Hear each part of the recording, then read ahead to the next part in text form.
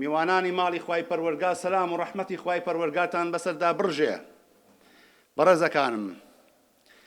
ئەوەی کە ئەمڕۆ کە لە خزمەت جەنابتانە باسی لێوە دەکەین واقعێکە کە ئەمڕۆ ڕۆژگارێکە کە زۆربەی زۆری وڵاتان و موسڵمانان و خەڵکانێکی تێکەوتووە، کە ئەویش واقعی زوڵم و ستەم و خراپەکاریە لە سەرتاسەری جیهان کە برەوی پێ ئەدرێ. هەر کاتێک کە ڕاگەیاندنەکان دەکەینەوە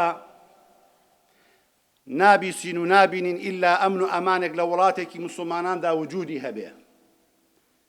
ئیلا بێ خەفەت لە شوێنێک بخۆین کە ڕۆژێ بە سەدان کەسی لێ دەمرێ، خەفەت لە شوێنێکی تر بخۆین کە بە هەزاران کەس بەدەستی یەکتری دەکوژرێن، خەفەت لە شوێنێکی تر بخۆن کە سەدانها کەس لە برسێتیدا دەمرێ، خەفەت لە شوێنەکانی تردا بخۆن کە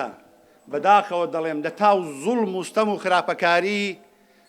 دەریاکانی سەر ڕووی زەوی یەک پارچە بۆتە شوێنی لاشەی خەڵکی موسڵمان. بە سەبەبی چی؟ بە سەبەبی ئەو هەموو زوڵم و ستەمەی کە ئەمڕۆکە لەسەر ڕووی زەویدا دەکرێ و برەوی پێدەدرێ. دڵنیام یەکێک لە هۆکارەکانی وجودی ئێوە کە خاوەنی وڵاتن، کە خاوەنی نیشتمانن، کە خاوەنی خاک و زەوی خۆتانن، بەڵام ئێستا لە وڵاتێکی ئارێرەدا بوونەتە میوان و خۆشتان لە وڵاتەکەش تا بە میوان حسابتان بۆ دەکا هەتا ئەو ڕۆژەی دەمرن، سەبەبی هاتنەکەی ئێوە و هاڕۆیشتنەکەی ئێوە و دەرچوون لە وڵاتەکەی ئێوە ئەو زوڵم و ستەمەیە کە وڵاتی ئێمەشی گرتوێتەوە. بەڵام کێ ئەو زوڵم و ستەمەی دروست کردووە؟ ئێوە دروستان کردووە. تەسەوڕ نەکەن بڵێ بۆچی من دروستم کردووە، من تاوانم چییە؟ وەڵڵاهی ئێستا دێمە سەری تاوانەکەی تۆ چییە و تاوانەکەی منیش چییە. ئەم تاوانە کە کۆبوویەوە ئەو زوڵم و ستەمانەی بە دوای خۆیانە دێکە ڕۆژانەی دەیبینین. بەڕێزەکانم، ئێمەی موسڵمان ئەو کاتەی ڕەسوڵ الله عەلەیهی سەڵات وەسەلام خوای پەروەردگار نادی بە پێغەمبەر، یەکێک لە کارەکانی ئەوە بوو هەڵگرتنی زوڵم و ستەم بوو لەسەر خەڵکی. بۆچی زۆرینەی ئەو عەبدانە ئیمانیان ئەهێنا بە پێغەمبەری خوا عەلەیهی سەڵات وەسەلام و شوێنی دەکەوتن. حتا ئەبوو قوحافە کە باوکی ئەبووبەکری سیدیقە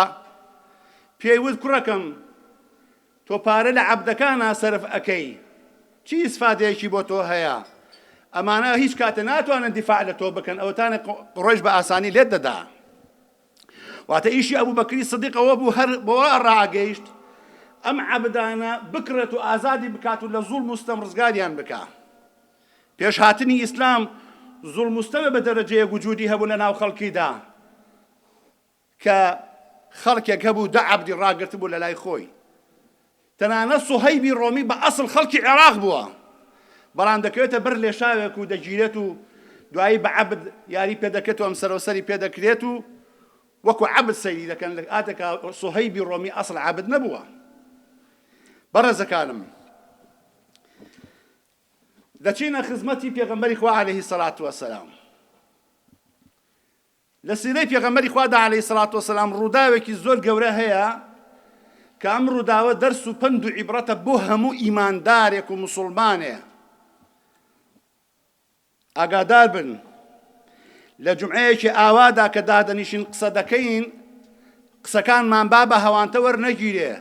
چون ئێمە ئیقامە حوجەی قیامەت لەسەر ئێوە دەکەین لە ڕۆژی قیامەتە. خۆ گەر بڵێی نەمزانیمەوە و نەمبیستووە و پێم نەگەیشتووە،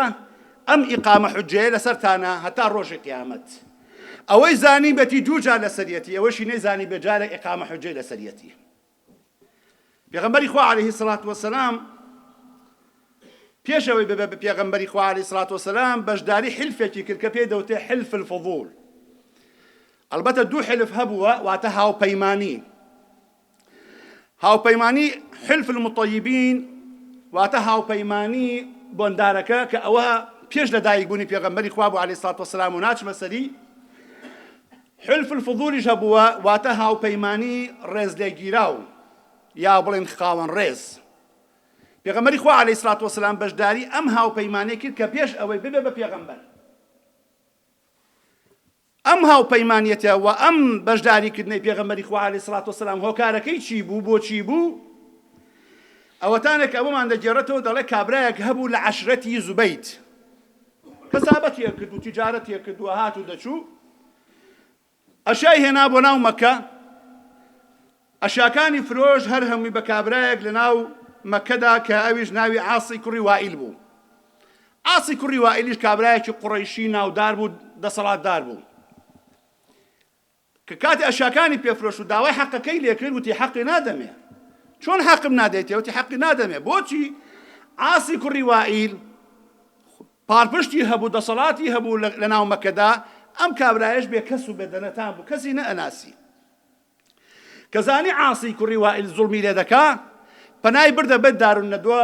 پیاوانی قوڕەیش وتی خەڵکینە من کابرایەکی غەریبەم لە ناوتانە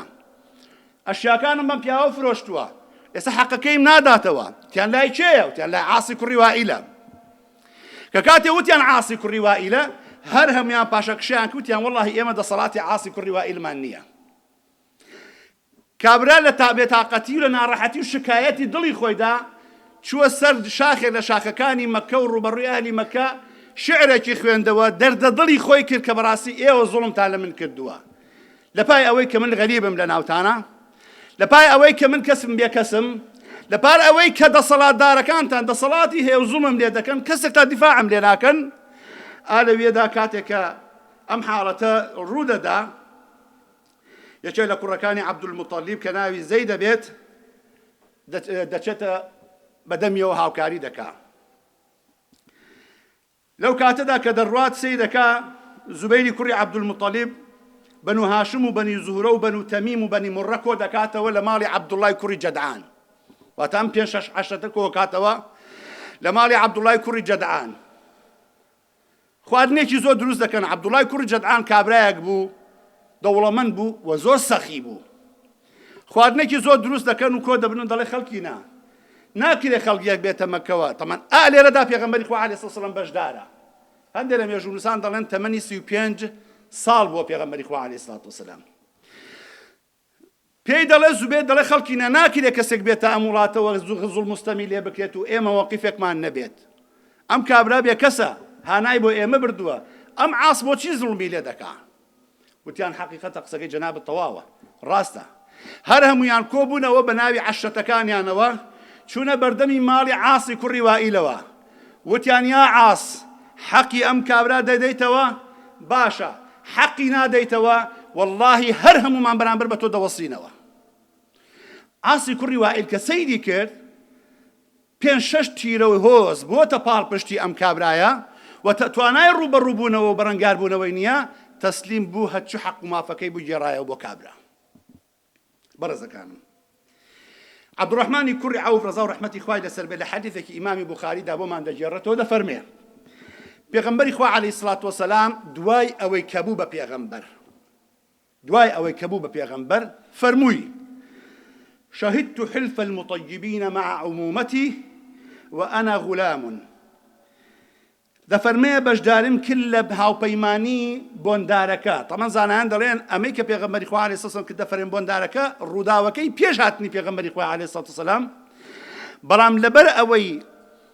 یەک واجی هەیان بۆ لەگەڵ ئەوەی تردا و لەگەڵ حلف الفضولدا بۆیە پێغەمبەری خوا عەلەیهی سەلام بەو ناوگەزەدی دەکا دەفەرمێ بەشداریم کرد لەگەڵ مامەکانما لە حلف المطيبين لە هاوپەیمانی بۆندارەکە دەفەرمێ پاشان وأنا غلام من گەنجێ بووم أحب أن لي حمر نعم وأني أنكثة واتە هەموو سەرزەویم بۆ بکەن بە هوشتری سوور کە لەو کاتە لە زەمانە خۆیدا زۆر قیمەتدار بووە ئەوەم پێ بدەن لە بەرامبەر هەڵوەشاندنەوەی ئەو پاوپەیمانێتە قەت ئامادەنی هەڵوەپەیمەتی هەڵبوەشێنمەوە ئەوەندەم لەلا خۆشە باشان لە حەدیثێکی ترا کە ئیمامی بەیهەقی ڕوایەتی یەکاو دەفەرمێ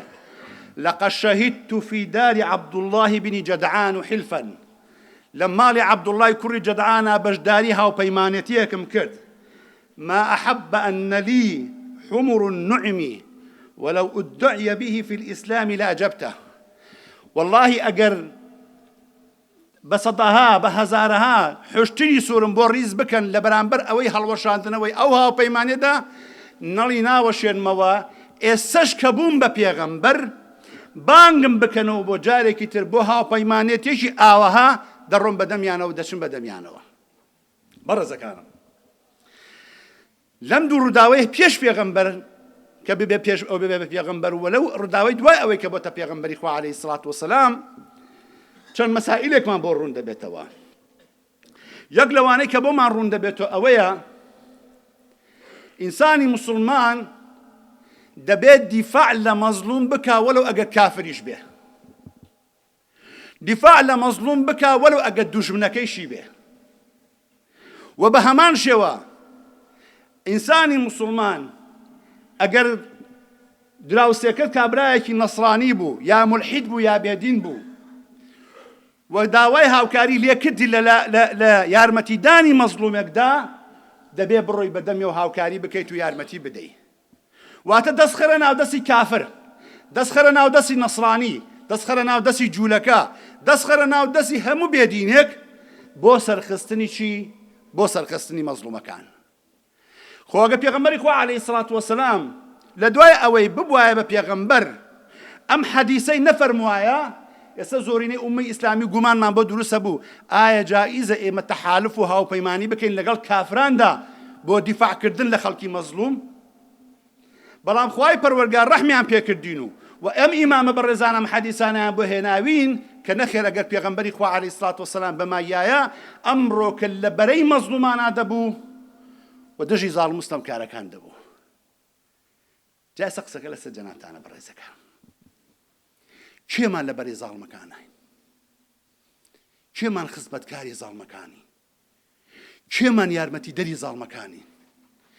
کێمان ڕۆژانە لەسەر سندوقی دەنگدانەکان ملی خۆمان دەشکێنین و دەچین دەنگ دەدەین بە زاڵمەکان؟ کێ؟ من، تۆ، ئەو، کەسێکی تر؟ ئەمە باسەکە باسی حیزبایەتی نییە، ئەمە دینە، دین کە ئەگەر ئەمڕۆ من پێتان نەڵێم کێ پێتان بڵێ؟ خۆ ئەگەر بەیانی مردن و چوونە بەردەمی خوای پەروەردگار لە قیامەتا محاسەبە کران، سبەینە یەخەی من ئەگری کە ئەم پێی نەوتوو. ئەو هەموو مامۆسای لەسەر جادەیە کەیە مزاهرە ئەکات و برسیەتی و نانی پارەی پێ نییە و محتاجی دینارەکە عەیادێکی پێ بکە، چی پارە و سەرۆت و سامانەکەی لێگرتووەتەوە؟ زاڵمەکان. خۆ زاڵم ئەوە نییە کە کافر بێ، زاڵم ئەوە نییە شاخ و گوێی هەبێ، زاڵم ئەوە نییە کەسێک بێت عەرشێکی هەبێ وەکو عەرشەکەی هەرقل و کیسڕا. زاڵم ئینسانێکە، مرۆڤێکە وەکو من و تۆ. ئەو ڕۆژەی جەیشی موسڵمانان گەیشتنە عێراق و لە جەلەولا جەیشی موسڵمانان بەسەر جەیشی کافرەکانە سەرکەوتن، یەکسەر کیسڕا لە مەدائینە بارگەی خۆی پێچایەوە بە خۆی و حیمایە و دەسەڵاتدارەکانیەوە باری 20 ئەسپ ئاڵتوونی لە ئەسپەکانی ناو ڕای کرد و دوورکەوتەوە.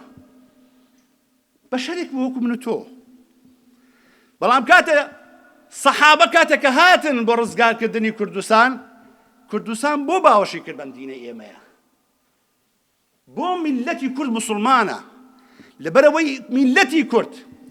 لە پێش هاتنی ئیسلامدا بە مەعەدەلی چەوسێنراوەتەوە لە مابەینی دوو ئیمپراتۆریەتی گەورەدا کە ئیمپراتۆریەتی ڕۆمانەکان بوون کە مەسیحیەکان بوون و ئیمپراتۆریەتی ساسانیەکان بوون کە ئاگرپەرست بوون. تەعەدایان لێ دەکرا، زوڵمیان لێ دەکرا، زەویەکانیان داگیر دەکرا. کاتێک کە ئیسلام هات و ڕزگاری کردن، لە مێژوونووسان لەبارەی زەوی دەشتی شارە زوورە پێیان دەوترێ ئەرض و سەوات، واتە زەویە ڕەشەکە. ئەگەر لەسەر شاخەکانە سەیری سەر دەشتی شارە زوور بکەی، دەبینی یەک پاچە ڕەشایی دەکاتەوە لە ئەنجامی چی؟ سەوزاییەکی تێر. سەحابە کاتێک لە مەنتیقەی عەرەبستانە بوون و هەر سەحرایان بینی بوو، کاتێک ئەو سەوزایان بینی زۆر دڵیان پێخۆش بمێننەوە. ئیمامی عومەر نامی بۆ ناردن، فەرمووی ئەو زەویانە خاوەنی خۆیانی هەیە،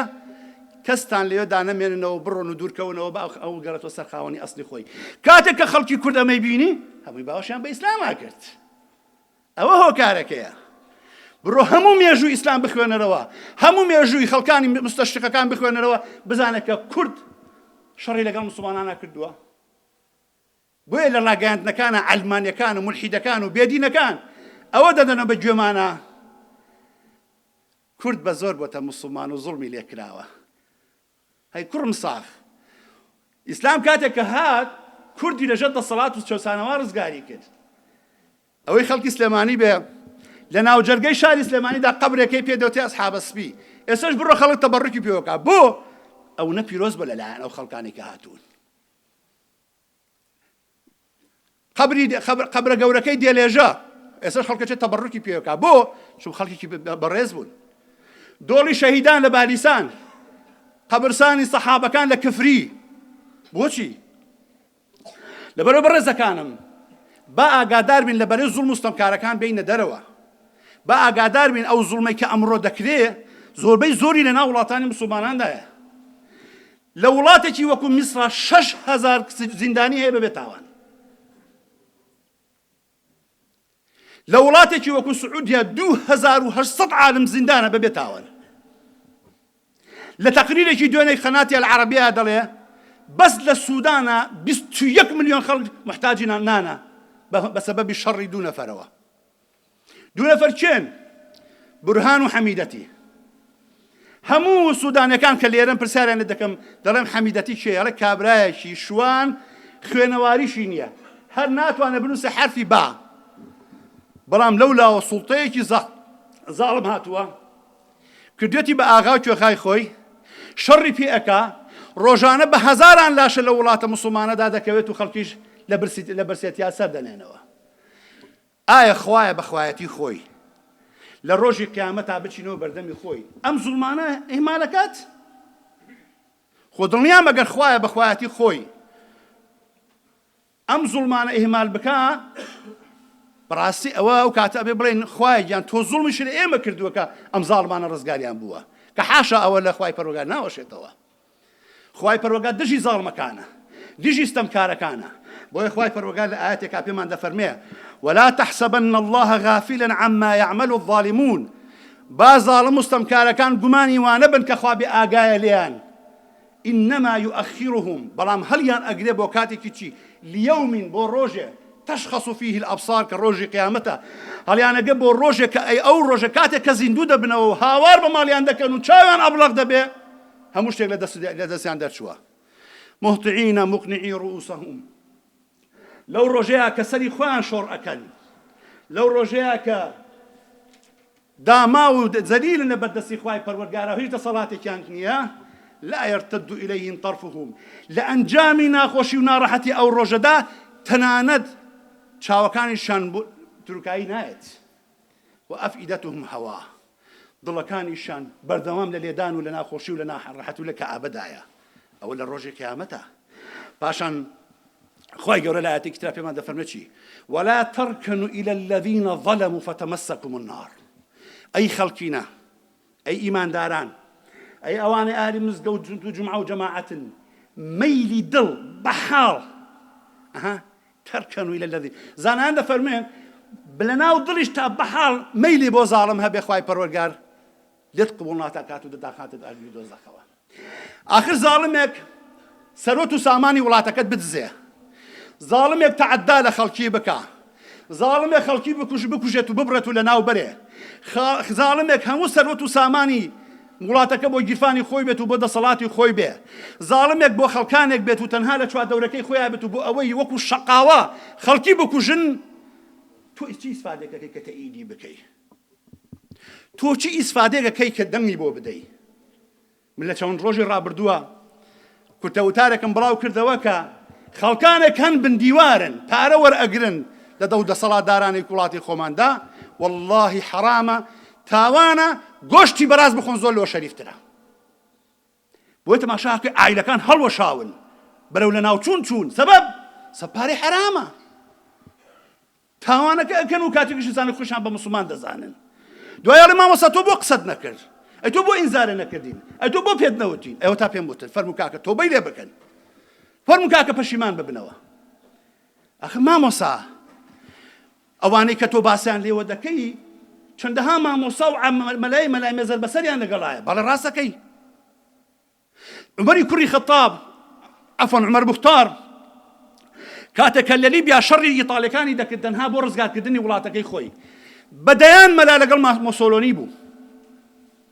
بەڵام هەموو ئەو مەلایانێک کە لەگەڵ مۆسۆلینی بوو ناویان چۆ زبڵدانی مێژووە هەتا قیامەت ڕەحمەت بۆ عومەر بوختا دەڕوە مەلا تەمسیلی دین ناکە بەڕێزەکانم زانای عالمی لە خواتر تەمسیلی دینەکە ئەم پارە دەبینن دەگیرفانی هەر هەمووتانایە ئەو مەلایەی کاتێک کە دینی بۆ پارە فرۆشت فتواش دەدا بۆ زاڵمەکە چی بکە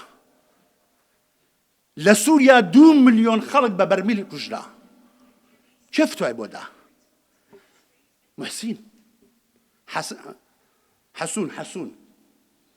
حەسوون یەکێک بوو لە مەلاکانی دەسەڵاتی بەشار ئەسەد باشە ئەگە حەسن بەهاتای بوتایە کاکە من بەریم لەم کارە 4 مەلایتر وای بوتایە ئەو کاتە نەیەتوانێم کارە بکە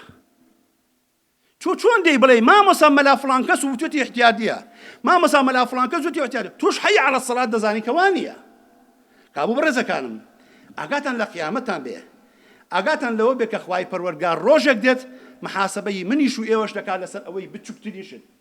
باشە خوای پەروەردگار نافەرمێ ومن يعمل مثقال ذرة خيرا يره ومن يعمل مثقال ذرة شرا يره زانایان دەڵێن مثقال ذرة پێناسەی نییە واتە نابیندرێ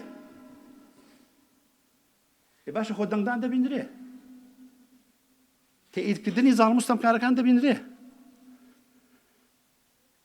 وە زوڵمکردن لە خەڵکی دەبیندرێ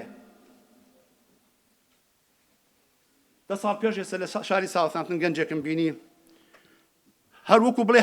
حەبی هەلوەسەی خواردبوو هەر هەڵە بەزیەوە وتم کاکە بۆ واکەی بۆ ئەوە حاڵتە وتی کاکە وەڵڵاهی بێزارم ئەمە وڵاتی ئەوە نێ من تیا دابنیشم ئەم وڵاتە وڵاتی ئەوەیە من بڕۆمەوە من لە کوردستان بووم لە ژیانی خۆشا بووم وابوو ئێوتم بۆ ناڕۆیتەوە وتی کاکە بۆ کوێ بڕۆمەوە وتی من لە 10 ساڵ ڕام کردووە ئێوتم بۆ ئەو نە زوڵمم کردووە ئەو نە خراپەم کردووە ئەو نە تاوانم کردووە بۆ خۆت کردوتە نەوەڵا پێیان کردم بۆ کردت ئێستا نەفسیان ئەمنە نامرتاحە ئەوە با باجەکەی قیامەتی بۆسێ چاوەڕوانیەتی لە دنیاشا بۆ خۆی تووشی کە ئابوو ناڕەحەتی بووە بەڕێزەکانم پێغەمبەری خوا عەلەیهی سەڵات وەسەلام دەفەرمێ ئونسور ئەخاکە ظالما ئەو مەظلوما براکە سەر بخە ئەگەر زاڵم بوو ئەگەر مەظلوم بوو پرسیاریان کردی پێغەمبەری خوا عەلەیهی سەڵات وەسەلام ئەگەر براکەمان مەظلوم بوو سەری ئەخەین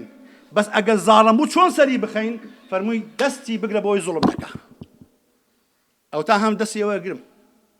ئێوە دەستی براکانتان بگرن دەستی ئامۆزاکانتان بگرین دەستی خزمەکانتان بگرن با زوڵم نەکە لە پێناویشی زوڵم الظلم ظلمات يوم القيامة پێغەمبەری خوا فەرمی عەلەیهی سەڵات وەسەلام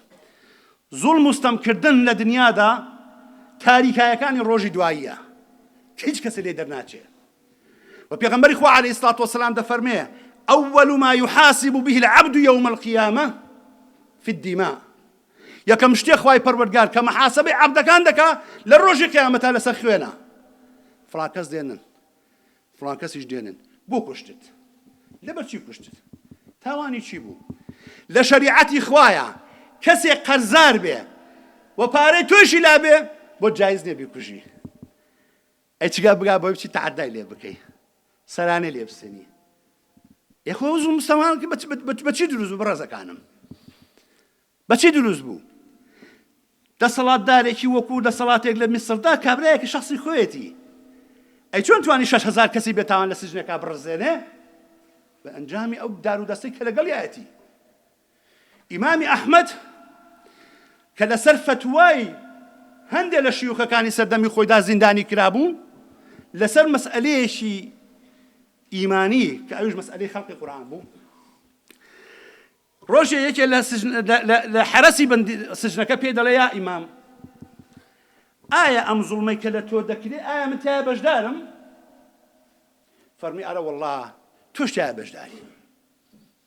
ئەخوتی خۆ من ئەهلی نوێژ و ڕۆژ و عیبادەتم ئەوانە وری ناخوا زوڵم بە کەسێ ناکرێ بە کۆمەڵە خەڵکانێک دەکرێ بەڕێزەکانم کابوو پێغەمبەری خوا عەلەیهی سەڵات وەسەلام کاتێ هاوڵانی لە مەکەوە نار بۆ حەبەشە بۆچی ناردی خۆ حەبەشە دەوڵەتی ئیسلامی نەبوو نەسڕانی بوون لەسەر دینی نەسارا بوون